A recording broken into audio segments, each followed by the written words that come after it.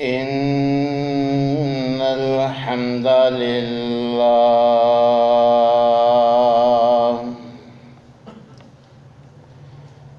نحمده ونستعينه ونستغفره ونعوذ بالله من شرور أنفسنا ومن سيئات أعمالنا من يهده الله فلا مضل له ومن يضلل فلا هادي له وأشهد أن لا إله إلا الله وحده لا شريك له وأشهد أن محمدًا عبده ورسوله أما بعد فإن خير الحديث كتاب الله وخير الهدي هدي محمد صلى الله عليه وسلم وشر الأمور محدثاتها وكل محدثة بدعة وكل بدعة ضلالة وكل ضلالة في النار. يا أيها الذين آمنوا اتقوا الله حق تقاته ولا تموتن إلا وأنتم مسلمون. يا أيها الناس اتقوا ربكم الذي خلقكم من نفس واحدة وخلق منها زوجها وبث منهما رجالا كثيرا ونساء واتقوا الله الذي تساءلون به والأرحام إن الله كان عليكم رقيبا.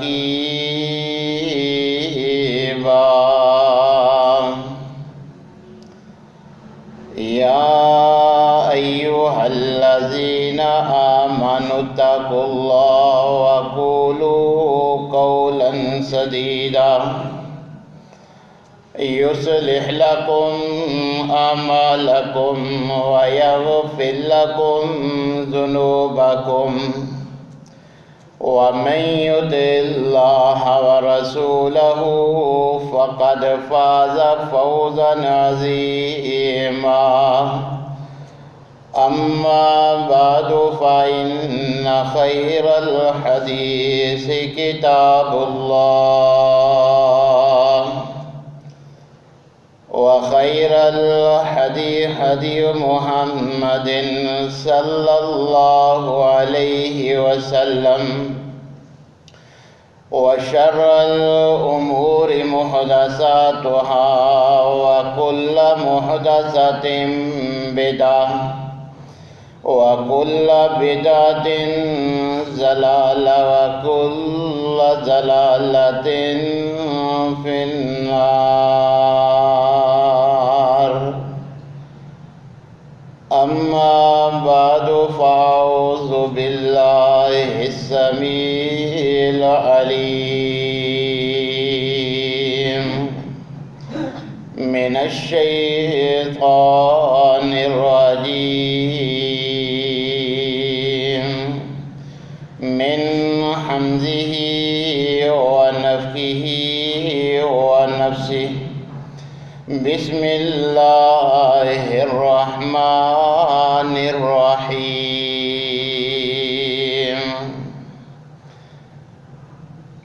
وما أصابكم من مصيبة فبما كسبت أيديكم ويعفو عن كثير.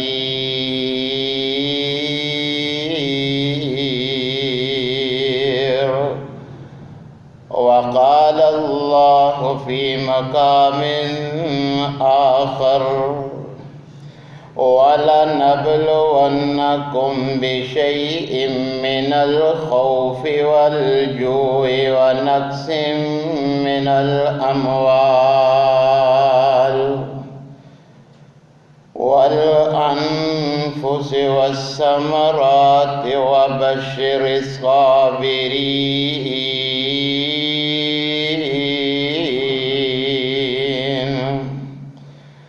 الذين إذا أصابتهم مصيبة قالوا إنا لله وإنا إليه راجعون.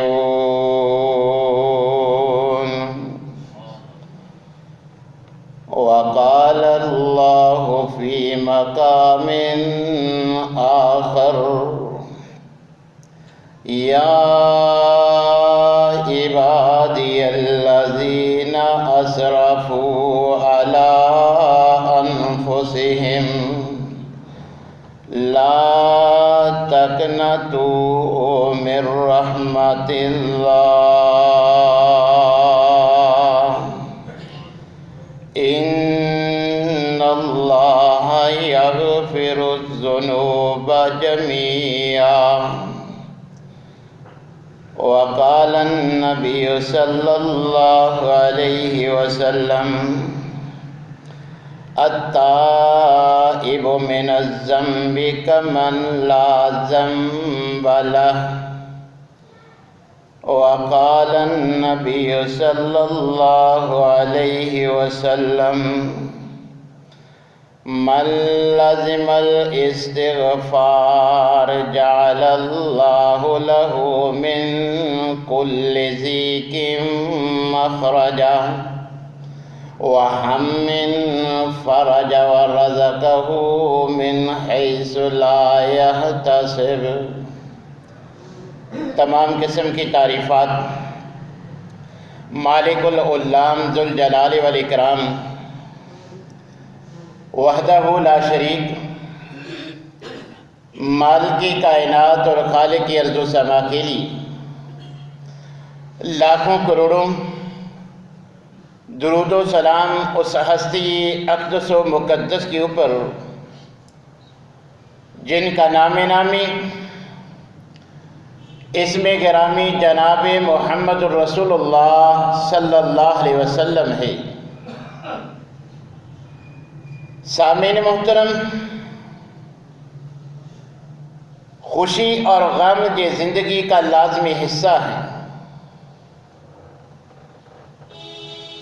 اور ایک مومن کی یہ شان ہے کہ اس پر خوشی کے لمحات آئیں یا غم کے، اس کے لیے ہر حال میں نفع ہی نفع ہے. اگر اسے خوشی ملتی ہے وہ اللہ کی جانب سے سمجھتے ہوئے اللہ کا شکر ادا کرتا ہے،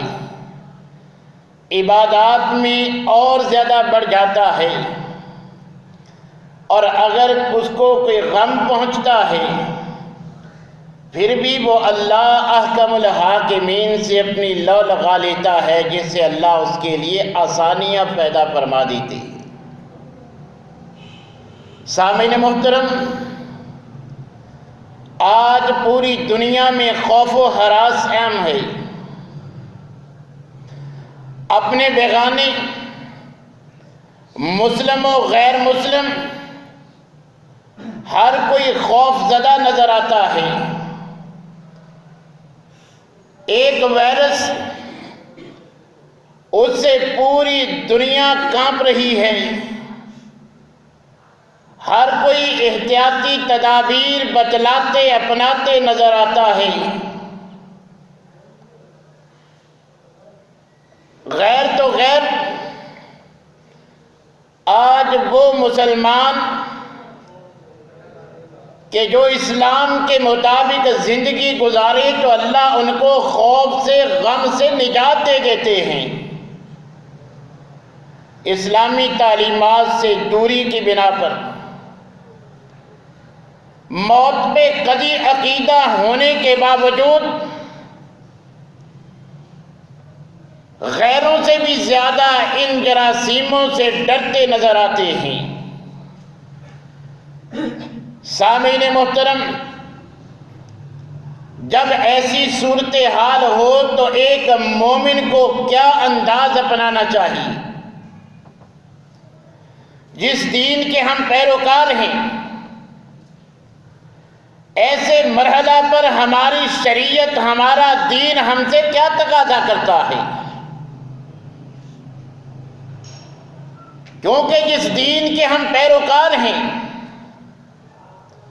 وہ دین مکمل ضابطۂ حیات ہے، اپنے ماننے والوں کی ہر شعبہ میں، ہر معاملہ میں رہنمائی کرتا ہے۔ تو ایسے خوف کے عالم میں جب غم کے بادل منڈلا رہے ہوں تو ایک مومن کا کیا کردار ہونا چاہیے؟ اللہ تبارک و تعالیٰ قرآن کریم میں ہماری رہنمائی فرماتے ہیں۔ اللہ تبارک و تعالیٰ نے فرمایا وَلَنَبْلُوَنَّكُمْ بِشَيْءٍ مِّنَ الْخَوْفِ وَالْجُوعِ وَنَقْصٍ مِّنَ الْأَمْوَالِ وَالْأَنفُسِ وَالثَّمَرَاتِ۔ اللہ تبارک و تعالیٰ فرما رہے ہیں کہ میں تمہیں ضرور آزماؤں گا، تم پہ آزمائشیں آئیں گی۔ جب بھی اللہ کی طرف سے کوئی زمینی یا آسمانی آفت آتی ہے، وہ کافروں کے لیے، گنہگاروں کے لیے عذاب ہوتی ہے، مومنوں کے لیے آزمائش ہوتی ہے، جس سے مومنوں کا، اللہ کے برگزیدہ بندوں کا امتحان مقصود ہوتا ہے۔ آج ہم تو معمولی سے وائرس سے گھبرا رہے ہیں، اللہ تبارک و تعالیٰ نے تو اس سے بھی زیادہ آزمائشیں اپنے برگزیدہ انبیاء پہ ان کا نزول فرمایا۔ جب نبی کریم علیہ الصلوۃ والسلام کے صحابہ ان آزمائشوں کا نبی کریم علیہ الصلوۃ والسلام سے ذکر فرماتے ہیں تو نبی کریم علیہ الصلوۃ والسلام نے فرمایا کہ تم ابھی سے گھبرا گئے، حالانکہ پہلے لوگوں پہ جو آزمائشیں آئیں وہ تو تمہاری آزمائشوں سے کئی گنا سخت تھی۔ پہلے ایمان والوں کو تو ایسے مصائب و آلام کا سامنا کرنا پڑا کہ جسم کے دو ٹکڑے کرنے تھے، ان کے جسم سے چمڑی کو لوہے کی تنگیوں کے ساتھ نوچ دیا جاتا تھا، اور فرمایا کہ انبیاء بھی آزمائشوں سے، اللہ کی طرف سے امتحانات سے دوچار ہوئے۔ یہی وجہ ہے کہ قرآن کریم ان انبیاء کا ذکر، ان پہ آنے والی ان آزمائشوں کا، ان کو جو اللہ تبارک و تعالیٰ نے امتحانات سے آزمایا، قرآن ان کا ذکر کرتا ہے۔ اللہ تبارک و تعالیٰ نے اسی لیے قرآن کا حصہ بنائی ہے تاکہ ہمارے لیے اسوہ بن جائے کہ جب کوئی مصیبت آتی ہے، کسی آزمائش کا سامنا ہوتا ہے تو پھر نوحہ گیری نہیں کرتے، وویلا نہیں کرتے، اللہ سے دوری اختیار نہیں کرتے، مساجد سے، مدارس سے، قرآن سے نہیں بھاگتے۔ جو اللہ مچھلی کے پیٹ میں جناب یونس کے پکارنے پہ ان کی مدد کرتا ہے، جو حضرت ابراہیم کو دہکتی آگ سے محفوظ بنا لیتا ہے، وہ اللہ آج بھی اگر اس کو کوئی پکارے، بڑی سے بڑی آزمائش، بڑی سے بڑی بیماری، کتنا ہی بڑے سے بڑا خوف اور غم کیوں نہ آ جائے، اگر اپنے گناہوں پہ استغفار کرتے ہوئے اللہ سے مدد مانگی جائے تو اللہ ضرور مدد کرتا ہے۔ اللہ تبارک و تعالیٰ قرآن کریم میں یہی بات ہمیں فرما رہی ہیں، وَلَنَبْلُوَنَّكُمْ بِشَيْءٍ مِّنَ الْخَوْفِ وَالْجُوعِ، تمہیں خوف کا سامنا کرنا پڑے گا، بھوک کا سامنا کرنا پڑے گا، وَنَقْصٍ مِّنَ الْأَمْوَالِ، معیشت تنگی کا سامنا کرنا پڑے گا، معیشت کمزور ہو جائے گی، معاشی طور پر تم جو ہے وہ انتہائی کمزور کر دیے جاؤ، تمہارے معاشی حالات تمہارے ضروریات سے بھی کم ہو جائیں گے۔ اور کہیں اللہ تبارک و تعالیٰ فرماتی ہیں تمہیں بیٹوں کی ضرورت ہوگی، بیٹے نہیں دوں گا، جانوں کی کمی کے ساتھ تمہیں آزماؤں گا، کبھی پھلوں کی شارٹیج ہو جائے گی۔ اور ساتھ اللہ تبارک و تعالیٰ فرماتے ہیں کہ ایسے مرحلے پر کیا کرنا ہے، ہائے بھائی جزا فضا، جب میں خوف مسلط کروں، تمہیں خوف کے ساتھ آزماؤں تو مومنو تم نے کیا کرنا ہے، تمہارا رویہ کیا ہونا چاہیے، ایک مومن مسلمان کا ایسے معاملہ میں کیا کردار ہونا چاہیے۔ اللہ تبارک و تعالیٰ فرماتے ہیں یاد رکھو وَبَشِّرِ الصَّابِرِينَ، آزمائش تو جھیلنی پڑے گی، اس کا تو تم انکار نہیں کر سکتے، مگر اگر صبر کرو گے، اگر صبر کا دامن تھام لو گے، آہو بقا جزا فضا ہائے بائے ببیلا نہیں کرو گے، تو اللہ تبارک و تعالیٰ فرماتے ہیں ایسے مومنوں کے لیے، میرے برگزیدہ بندوں کے لیے خوشخبری ہے،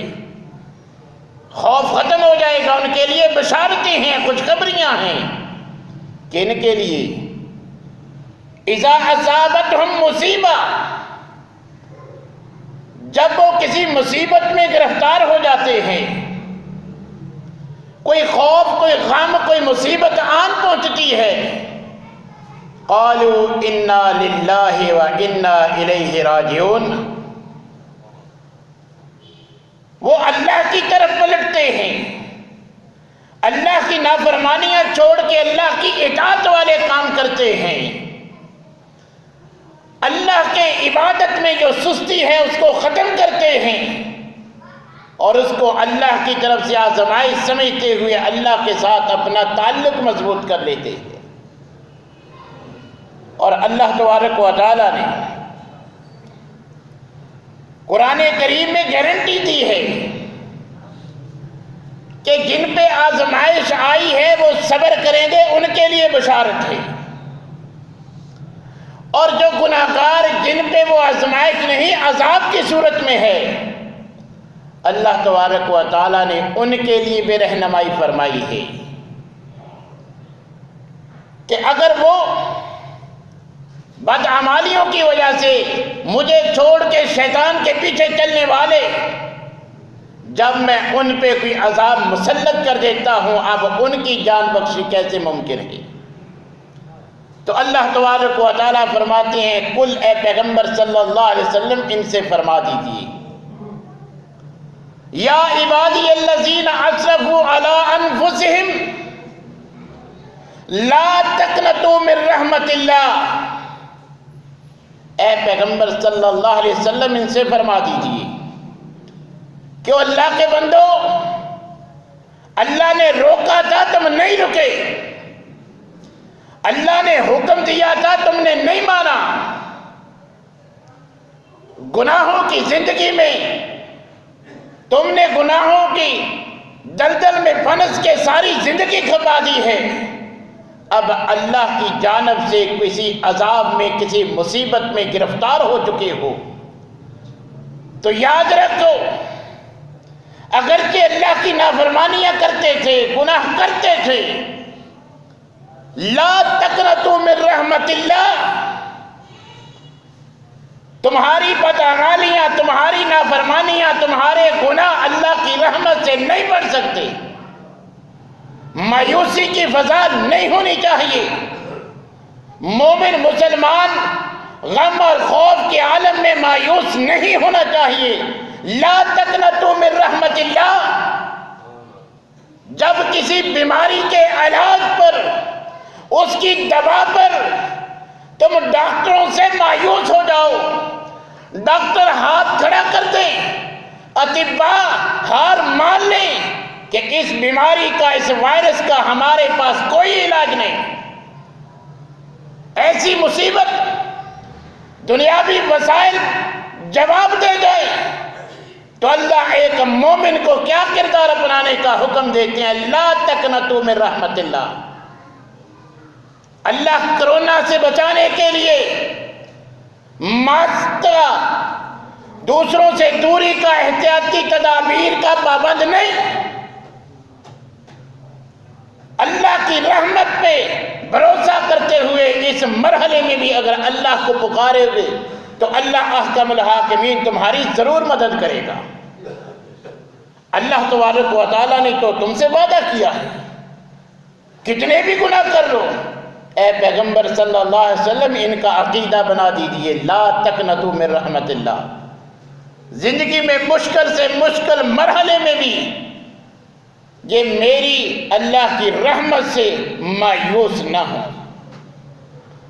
ڈاکٹر ان کو مایوس کر دیں،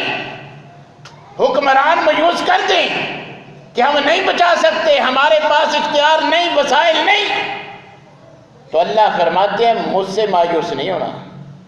میری رحمت بڑی وسیع ہے، دنیا میں علاج ہو نہ ہو میرے پاس موجود ہے،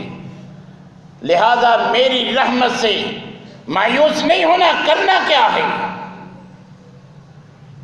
لا تقنطوا من رحمت اللہ، میری رحمت پہ بھروسہ کرتے اپنے گناہوں کی معافیاں مانگو، میرے دربار میں گڑ گڑاؤ، مسجد سے، میرے دربار سے روگردانی نہ کرو، آنے سے نہ گھبراؤ، لوگوں کے بہکاوے میں نہ آؤ، میرے گھر میں آؤ، میرے حضور گڑ گڑاؤ۔ اگر تم یہ کام کرو گے تو میں اللہ احکم الحاکمین یغفر الذنوب جمیعا، 20 سال 30 سال زندگی گزاری، میرے گھر میں آنے کی توفیق نہیں ہوئی، کبھی نماز پڑھنے نہیں آئی،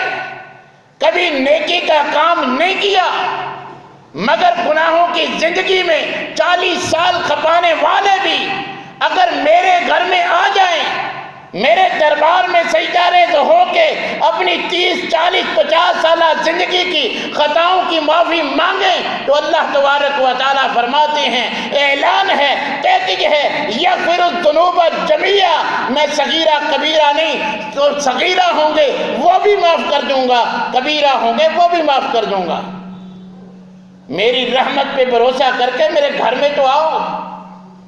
میں تو تمہیں بلاتا ہوں، تم علاج کے لیے بھاگتے ہو، ڈاکٹر بدلتے ہو، ہسپتال بدلتے ہو، شہر بدل لیتے ہو بیماریوں سے بچنے کے لیے۔ میں اللہ تو ہر رات کے آخری پہر تہجد کے وقت آسمان دنیا پہ آ کے اعلان کرتا ہوں کہ شفا مانگنے والا مانگے تو صحیح، میں تو شفا بانٹنے کے لیے ہر رات آسمان دنیا پہ آ جاتا ہوں کہ میرے بندے کو شفا کی ضرورت ہو وہ مجھ سے مانگے، میں اس کو شفا یاب کر دوں۔ اللہ تبارک و تعالیٰ تو یہاں تک فرماتے ہیں کہ شفا مانگنی تو بعد کی بات، مانگو گے ملے گی، مگر اگر تم صرف گناہ چھوڑ دو گے، سچی توبہ کر لو گے، استغفار کی عادت بنا لو گے، شفا نہ بھی مانگو، اللہ فرماتے ہیں کہ تم استغفار کی عادت بنا لو، کوئی زمینی آسمانی آفت نہیں آئے گی، عذاب نہیں آئے گا، مصیبتیں نہیں آئیں گی۔ یہ قرآن کریم کی آیت کریمہ ہے۔ اللہ تبارک و تعالیٰ فرماتے ہیں ما کان اللہ معذبہم وہم یستغفرون، کہ میں ان کو کیوں عذاب دوں گا، عذاب دے کے کیا کروں گا جو استغفار کرنے والے ہیں، جو مجھ سے معافیاں مانگتے ہیں ان پہ زلزلے نہیں آتے، جو استغفار کی عادت بنا لیتے ہیں ان پہ سیلاب نہیں آتا، ٹڈی دل کا حملہ نہیں ہوتا، فصلیں بارش سے تباہ نہیں ہوتی۔ یہ اسی طرح دیگر یہ جو معاشرے میں موذی امراض ہیں، یہ کینسر کی وبا ہو، کرونا وائرس ہو، یہ شوگر، جو بھی بیماری ہے جس میں آج معاشرہ گرفتار ہے، اللہ فرماتا ہے میں کیوں لاؤں گا یہ عذاب، کیوں تمہیں عذاب دوں گا اگر تم استغفار کرنے والے ہو۔ ہم نے استغفار چھوڑ دیا۔ افسوس تو اس بات کا ہے کہ آج ہمیں اس وائرس سے جان کے لالے پڑے ہوئے ہیں۔ بڑی احتیاطی تدابیر آج اپنائی جا رہی ہیں، مگر ایسے مسلمان گناہ چھوڑنے کے لیے تیار ہی نہیں، نافرمانیاں اسی طرح جاری ہیں۔ تو میرے بھائیوں، جب اللہ کا عذاب ہوتا ہے تو اس سے بچنے کا یہی حل ہوتا ہے کہ اللہ کو راضی کر لیا جائے۔ اگر اللہ راضی ہو جائیں گے ہمیں اس وبا سے محفوظ بھی رکھیں گے اور اللہ اپنی رحمتوں کی برکھا بھی برسائیں گے۔ کوئی خوف، کوئی غم نہیں رہے گا، ورنہ آئے دن ہر سال یہ اب کرونا ہے، اس سے قبل ڈینگی تھا، اس سے قبل کوئی اور تھا، آئندہ چند سال اسی طرح اور نام بدلتے رہیں گے۔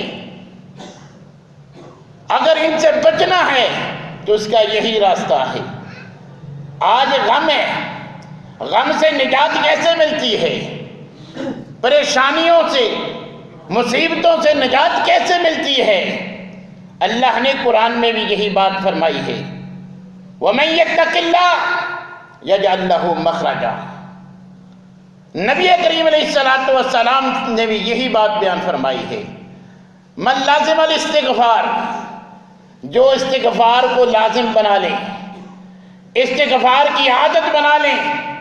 اٹھتے بیٹھتے اللہ سے معافی مانگنا شروع کر دیں، جعل اللہ لہ من کل ضیق مخرجا، ہر تنگی، معاشی تنگی ہو، معاشرتی ہو، کسی اعتبار سے بھی، اللہ تبارک و تعالیٰ کے پاک پیغمبر فرما رہے ہیں من لازم الاستغفار، جو اللہ سے معافی مانگنے کو لازم قرار دے لے، پہلا فائدہ اللہ اس کو ہر غم سے نجات دے دیتے ہیں۔ وہ ہم من فرجا، نہ کوئی غم، نہ کوئی خوف، نہ کوئی تنگی، صرف عمل ایک کہ استغفار کو لازم پکڑنا ہے، نہ کرونا کا خوف رہے گا، نہ کینسر کا خوف رہے گا، نہ ہی ہیپاٹائٹس کا خوف رہے گا،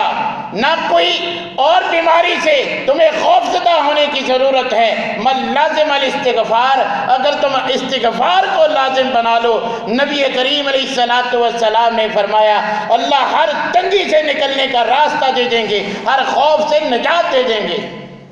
اگر نہیں ایسا کرو گے، ڈینگی کا خوف ختم ہوگا، کرونا آ جائے گا، کرونا کا خوف ختم ہوگا، سیلاب آ جائے گا، سیلاب سے جان چھوٹے گی، زلزلہ آ جائے گا، یہ عذاب آتے رہیں گے، آزمائشیں آتی رہیں گی۔ اگر غم سے نجات چاہتے ہو لازم الاستغفار، استغفار کو لازم پکڑ لو۔ اور قرآن کریم نے بھی اللہ تبارک و تعالیٰ نے یہی بات بیان فرمائی ہے کہ اگر تم استغفار کرتے رہو گے، استغفار کو لازم پکڑ لو گے، فَقُلْتُ اسْتَغْفِرُوا رَبَّكُمْ إِنَّهُ كَانَ غَفَّارًا يُرْسِلِ السَّمَاءَ عَلَيْكُمْ مِدْرَارًا وَيُمْدِدْكُمْ بِأَمْوَالٍ وَبَنِينَ۔ بیٹے کی ضرورت ہے، بارش کی ضرورت ہے، غم ہے، خوف ہے، جو بھی بتاتا ہے، اللہ تبارک و تعالیٰ فرماتا ہے تمہارا کام صرف استغفار کرنا ہے، سارے غم، یہ تنگ دستیاں، یہ خوف سارے ختم کر دوں گا۔ بیٹے چاہیے بیٹے ملیں گے، مگر تم نے جو کام کرنا ہے وہ مجھ سے گڑ گڑا کے معافیاں مانگنا ہے۔ آج ایسے کٹھن سے کٹھن مرحلہ میں بھی مساجد ویران ہیں۔ قرآن سے ہمارا تعلق ویسا ہی ہے جیسے رمضان کے علاوہ 11 مہینوں میں ہوتا ہے۔ یہ اپنی طرف سے چھوچے چھوڑے جاتے ہیں، سورہ بقرہ پڑھو، بال نکلے گا 3 مرتبہ صبح شام پانی میں بھگو کے پئیں گے، کرونا کا علاج ہو جائے گا۔ یہ اپنی طرف سے بناوٹی باتیں اللہ قرآن میں اس کا علاج بتلا رہی ہے، اس کو پڑھو۔ یہ سورہ بقرہ کے بارے میں ایسی باتیں کرنے کی بجائے جو پیغمبر نے بات کہہ دی وہی کافی ہے کہ سورہ بقرہ کی آخری 2 آیات جو انسان پڑھ لیتا ہے ہر چیز سے اس کے لیے کفایت کر جاتی ہے۔ صبح و شام کے اذکار کافی ہیں، بال ملے نہ ملے، ہمیں بال پانی میں ڈال کے دھو کے پینے کی ضرورت ہی نہیں۔ پہلی بات ہے غم خوف آتا ہی نہیں اگر ہم اذکار کا اہتمام کریں۔ بیماریوں سے ویسے محفوظ رہتے ہیں، اور جب بیماری آ جاتی ہے ہماری سستی کی وجہ سے، اذکار نہ کرنے کی وجہ سے، اللہ سے دوری کی وجہ سے، تو صحت یابی کے لیے بھی پھر اللہ کے حضور گڑ گڑانی پڑتا ہے، اللہ سے لو لگانی پڑتی ہے، اللہ سے شفا مانگنی پڑتی ہے۔ اللہ تبارک و تعالیٰ نے تو یہاں تک فرما دیا الا من تاب وآمن وعمل صالحا، جو توبہ کر لے، اپنے گناہوں سے باز آ جائے، ان کی معافی مانگ لے، اب مومن بن کے وعمل صالحا، یہ نہیں کہ وہی ڈگر، وہی نافرمانیاں، وہی سارے غیر شرعی کام، نہیں، اللہ تبارک و تعالیٰ فرماتے ہیں کہ وہ اپنے اعمال کی بھی اصلاح کر لے، اپنے اعمال کی اصلاح کرے گا، پہلے جو نافرمانی ہے ان کی توبہ کر لے گا، استغفار کر لے گا، معافی مانگ لے گا۔ اللہ فرماتے ہیں کہ صرف وہ گناہ ہی معاف نہیں ہوں گے، اللہ تبارک و تعالیٰ پیکج دیتے ہیں فَأُولَئِكَ يُبَدِّلُ اللَّهُ سَيِّئَاتِهِمْ حَسَنَاتٍ، اپنی روش تبدیل کر لو۔ اللہ پہلے نمازوں سے سستی تھی، با جماعت سے سستی تھی، فجر میں سستی تھی، مگر اے اللہ میں معافی مانگتا ہوں آئندہ ایسا نہیں کروں گا، اپنی اصلاح کر لے کہ آئندہ با جماعت نماز پڑھوں گا۔ پہلے تلاوت قرآن نہیں تھی، اللہ اب روزانہ قرآن کی تلاوت کروں گا۔ پہلے اللہ کے احکام کی پابندی نہیں تھی، ذکر اذکار کی پابندی نہیں تھی، گناہوں کی معافی مانگ کے اپنے اعمال کی اصلاح کر لے کہ اللہ میں آئندہ ایسا ہی کروں گا، تو اللہ فرماتے ہیں صرف گناہ ہی معاف نہیں ہوں گے، گناہوں کو میں نیکیوں میں بدل دوں گا، گناہوں کو نیکیوں میں بدل دوں گا۔ وَقَانَ اللَّهُ غَفُورٌ رَحِيمًا، کیونکہ میرے اللہ کی یہ صفات ہیں کہ میں معاف کرنے والا بھی ہوں اور رحم کرنے والا بھی ہوں، بہت زیادہ انتہائی زیادہ معاف کرنے والا ہوں، انتہائی زیادہ رحم فرمانے والا ہوں۔ کوئی تنگ دست، کوئی بیمار، کوئی مجھ سے آئے تو صحیح میرے گھر میں، میرے دربار میں سجدہ ریز ہو تو صحیح، اس کے معافی مانگنے میں، شفا مانگنے میں دیر ہے، میرے اللہ کے معاف کرنے میں اور شفا دینے میں دیر نہیں ہوگی۔ اللہ تبارک و تعالیٰ نے ہماری اصلاح کے لیے قرآن کریم میں انبیاء کرام کی آزمائشوں کا ذکر کیا کہ جب ان پہ کوئی کٹھن مرحلہ آیا تو انہوں نے کیا انداز اپنایا جو ایک مومن کو اپنانا چاہیے، کہ انہوں نے اللہ سے لو لگائی، اللہ کو پکارا، تو اللہ تبارک و تعالیٰ نے ان کو اس آزمائش سے، اس تکلیف سے دور فرمایا۔ آج ہم کرونا سے ڈرتے ہیں، بیماریوں سے ڈرتے ہیں، کینسر سے خوف ہے، تو کیا حضرت ایوب علیہ السلام کی بیماری کا ذکر قرآن میں نہیں؟ کتنی بڑی آزمائش! یہ اس کرونا کی بیماری سے تو چند فیصد لوگ مرتے ہیں، تو حضرت ایوب علیہ السلام کی اتنے سال بیمار رہنا، یہ آج ہمارا تو کوئی خوف اور غم نہیں۔ تصور کیجئے ایک انسان سمندر میں بھی مچھلی کے پیٹ میں ہے، جہاں کوئی سیٹلائٹ بھی نظر نہیں آ سکتا، مچھلی دیکھ سکتی ہے آج کی ٹیکنالوجی، مچھلی کے پیٹ میں کون ہے ان کو بھی جرم نہیں۔ سمندر کی گہرائی میں مچھلی کے پیٹ میں جناب یونس علیہ السلام نے پکارا تو اللہ کو، اور اللہ نے مدد کی۔ سارے وسائل جب حضرت ابراہیم علیہ السلام کو چکھا پہ پھینکنے لگے، ساری دنیا مخالف، آج بھی ساری دنیا اعلان کر چکی اس کا ہمارے پاس علاج نہیں، تو حضرت ابراہیم علیہ السلام کو بغیر وسائل کے ہماری عقل نہیں مانتی کہ اتنی لمبی چوڑی طول و عرض والی آگ ہو، کوئی انسان اس میں پھینکا جائے وہ صحیح سلامت رہے، محفوظ رہے۔ آج کی ٹیکنالوجی نہیں مانتی، مگر آگ کا خالق کون ہے؟ تو اللہ تبارک و تعالیٰ نے یا نار کونی بردم و سلاما، اللہ پہلے بھی محفوظ رکھ سکتے تھے، صرف اللہ تبارک و تعالیٰ نے قیامت تک آنے والے لوگوں کو بتلانے کے لیے کہ میں بارش بھیج کر بھی آگ بجھا سکتا تھا، ہوا کے ساتھ بھی، تیز آندھی طوفان کے ساتھ بھی، یہ ساری جمع کی ہوئی لکڑیاں کی آگ کہیں سے کہیں پہنچا سکتا تھا۔ نہ بارش برسائی، نہ تیز ہوا سے آگ بجھائی، لوگوں کو بتلا دیا کہ آگ کا خالق بھی میں ہوں، آگ میری پابند ہے۔ بارش سے آگ بجھ سکتی تھی، جس طرح بارش برسانا میرا کام ہے، آگ بھی میرے ماتحت ہے، آگ بھی میری مخلوق ہے، وہ میری پابند ہے۔ آج اللہ ہمیں کہتے ہیں ہم نافرمانی کرتے ہیں، مگر آگ نافرمانی نہیں کرتی۔ اس لیے اللہ نے آگ سے مخاطب ہو کے فرمایا یا نار کونی بردم و سلاما۔ آج اگر ہم اللہ سے مانگیں گے، ہمیں چائنا سے مدد مانگنے کی ضرورت نہیں، ہمیں کٹس کی، اسی طرح دوسری چیزوں کی، ان کی ٹیکنالوجی کی ضرورت نہیں۔ اللہ سے شفا مانگیں گے، اللہ کرونا وائرس سے کہیں گے کہ میرے یہ بندے ہیں، ادھر تیرا اختیار نہیں۔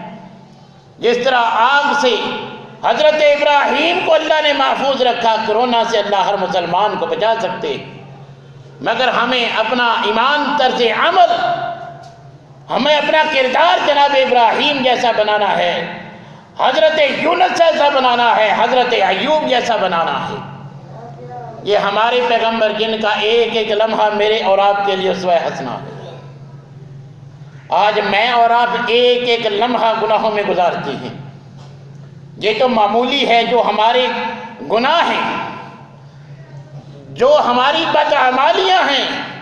آپ قرآن کا مطالعہ کر کے دیکھ لیں، پہلی قوموں کو جن عذابوں سے تباہ و برباد کیا، جن کی وجہ سے اللہ کی جانب سے ان پہ عذاب مسلط ہوئے، تباہ و برباد کر دی اللہ نے وہ بستیاں، وہ قومیں زمین سے صفحہ ہستی سے مٹا دی۔ جن ہستیوں پہ، جن بستیوں پہ اللہ کا عذاب آیا، ان کی جو بدعمالیاں تھیں، جو نافرمانیاں تھیں، جو گناہ تھے، جس کی پاداش میں ان پہ عذاب آیا، آج وہ سارے میرے معاشرہ میں اسلام کے نام پہ کہ اس ملک میں ہم اسلام کے مطابق زندگی گزاریں گے، اس ملک میں زندگی گزارنے والے مسلمانوں میں ساری برائیاں موجود ہیں۔ قرآن پڑھ کے دیکھ لیں، ہمیں سب سے سخت جو جرم ملتا ہے حضرت لوط علیہ السلام کے لوگوں کا، اور اسی طرح سخت سے سخت جو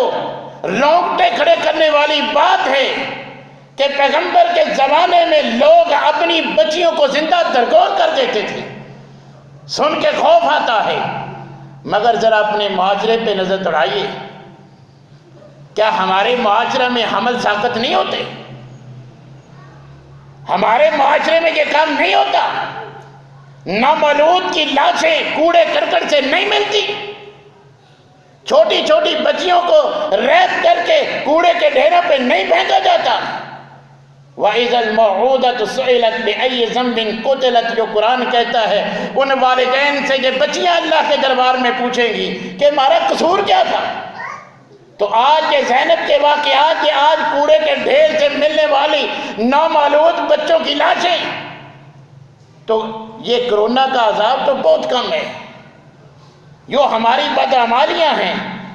جو لوگ بچیوں کو زندہ درگور کرتے تھے، جو ماپ تول میں کمی کرتے تھے، قرآن پڑھ کے ذرا ان کا انجام تو دیکھیے۔ جن کو لواطت کی عادت تھی، آج تو قوانین بنتی ہیں ہم جنس پرستی کی، آج تو اس کو جرم ہی تصور نہیں کیا جاتا۔ تو یہ تو معمولی سے عذاب ہے، ان کے پیچھے بھی پیغمبر کی ہمارے ساتھ شفقت اور رحمت ہے کہ اللہ سے دعا کی تھی کہ اللہ جس طرح پہلے لوگوں کے گناہوں پہ، بدعمالیوں پہ، ان پہ عذاب آیا تھا، اللہ میں تجھ سے دعا کرتا ہوں میری امت پہ ایسا عذاب نہ آئے کہ ساری کی ساری امت ہی تباہ و برباد ہو جائے۔ یہ تو پیغمبر کی دعا ہے۔ ان کی زندگی میں بھی ان کے جسم عطر کی برکت تھی۔ اللہ فرماتی ہے کہ اے پیغمبر، یہ لوگ یہ بدبخت کہتے ہیں کہ اگر تم حق پہ ہو ہم پہ عذاب آئے، ان کو بتلا دیجئے اگر میں تمہارے اندر نہ ہوتا،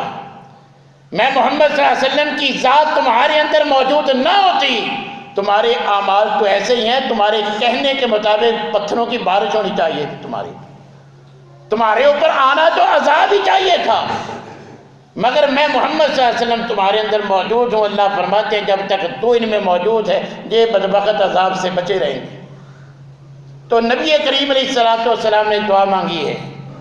کہ اللہ میری امت پہ ایسا پہلی قوموں کو والا عذاب نہ آئے۔ اب بھی اللہ تھوڑے تھوڑے ہمیں سمجھانے کے لیے، پوری امت کو عذاب نہیں آتا، ہر علاقے میں زلزلہ اور اسی طرح سیلاب نہیں آتے، مگر اللہ ہمیں جھنجھوڑتے ہیں۔ یہ صرف نبی کریم علیہ السلام کی دعا ہے، ورنہ جو ہماری بدعمالیاں ہیں وہ عذاب والے سارے کام آج ہمارے اندر بھی موجود ہیں، ہم سر فہرست ہوتے۔ اور خود اللہ تبارک و تعالیٰ نے سورہ فاطر میں، قرآن کریم میں اس بات کا ذکر فرمایا ہے کہ جو تمہاری بدعمالیاں ہیں نا، اگر اللہ تبارک و تعالیٰ دنیا میں، یہ قرآن کا ترجمہ ہے، اگر کہ میں اللہ دنیا میں تمہاری نافرمانیوں میں تمہیں سزا دیتا تو دنیا میں کوئی زندہ چلنے پھرنے والا تمہیں انسان نظر نہ آتا، بس تمہاری غلطی کی دیر تھی، میری سزا فوراً۔ مگر یہ اللہ کی رحمت ہے، آخری لمحے تک اللہ نے مہلت دی ہے کہ غرغرے کے عالم تک اگر انسان سچی توبہ کر لیتا ہے تو اللہ معاف فرما دیتا ہے۔ تو میرے بھائیو، جب اللہ ہم سے راضی ہوں گے تو ہمیں کسی بیماری سے ڈرنے کی ضرورت نہیں۔ اگر اللہ ہم سے ناراض ہیں، کوئی تدبیر بھی کر لے، ہمیں اللہ کے عذاب سے کوئی نہیں بچا سکے گا۔ حضرت نوح علیہ السلام اور ان کے بیٹے کی بات، وہ قصہ قرآن میں پڑھ کے دیکھ لے ترجمے کے ساتھ، کہ انہوں نے کہا تھا بیٹا یہ پانی نہیں اللہ کا عذاب ہے، میری دعوت مان لے، بات مان لے، کشتی میں آ جا۔ مگر اس نے دنیاوی وسائل پہ انحصار کیا کہ یہ دیکھے کتنا اونچا پہاڑ، اس پہ چڑھوں گا بچ جاؤں گا۔ مگر ان کا ایمان تھا کہ اللہ بچائے گا تو بچے گا، اس کا ایمان تھا پہاڑ بچا لے گا، کہ نہیں بچ سکا۔ آج ماسک منہ پہ چڑھانے سے، مسافہ چھوڑ دینے سے، یہ سکول بند کرنے سے، یہ ساری تدبیر اپنانے سے اگر اللہ راضی نہیں، اللہ ہمیں اس آزمائش سے دوچار کرنا چاہتے ہیں کہ ساری تدابیر فیل ہیں، تو ہمارا ایمان ہم سے تقاضا کرتا ہے، اسلام ہم سے تقاضا کرتا ہے، قرآن ہم سے تقاضا کرتا ہے۔ اللہ تبارک و تعالیٰ فرماتے ہیں آزمائشیں آئیں گی، بشارت ہے صبر کرنے والوں کے لیے، جو صبر کریں گے، استغفار کر لیں گے، اپنی روش تبدیل کر لیں گے، جو انہوں نے میری نافرمانیاں شروع کر رکھی ہیں ان کو ترک کر دیں گے، تو اللہ تبارک و تعالیٰ کی طرف سے ایسے ایسے وسائل آ جائیں گے، من کل ذیک مخرج وہم من فرجا، اللہ تبارک و تعالیٰ فرماتے ہیں ساری تنگ دستی دور ہو جائے گی، ساری آسانیاں، خوف غم بالکل ختم۔ اللہ غم اور خوف سے نجات دے دیں گے اگر ہم کتاب و سنت کے مطابق ان چیزوں کو فالو کریں گے۔ تو میرے بھائیوں، گھبرانے کی ضرورت نہیں، احتیاطی تدابیر بھی اپنائیں، مگر سب سے زیادہ احتیاط جو ہم نے کرنی ہے وہ اللہ اور اس کے رسول کی نافرمانی میں کرنی ہے۔ کہ وہ کرونا کا خالق اللہ ہے، اس سے بچانے والا بھی اللہ ہے۔ اگر اللہ کو راضی کر لیں گے اللہ ہماری حفاظت کریں گے، اللہ ہمیں محفوظ رکھیں گے، گھبرانے کی کوئی ضرورت نہیں۔ اگر اللہ ہم سے ناراض ہے، کرونا نہ بھی آئے، کسی اور بہانے سے اللہ تبارک و تعالی ہمیں آزمائشوں سے دوچار کر دیں گے۔ یہ آج تو یہ میڈیا نے اتنا اچھال دیا اس کو کہ یہ ہمیں سب سے بڑی آزمائش لگے، تو کیا بیٹی کو طلاق ملنا باپ کے لیے کم آزمائش ہے؟ کیا گھر میں جو پریشانیاں ہیں، یہ بچوں کا، گھر والوں کا کوئی بیمار ہو جانا،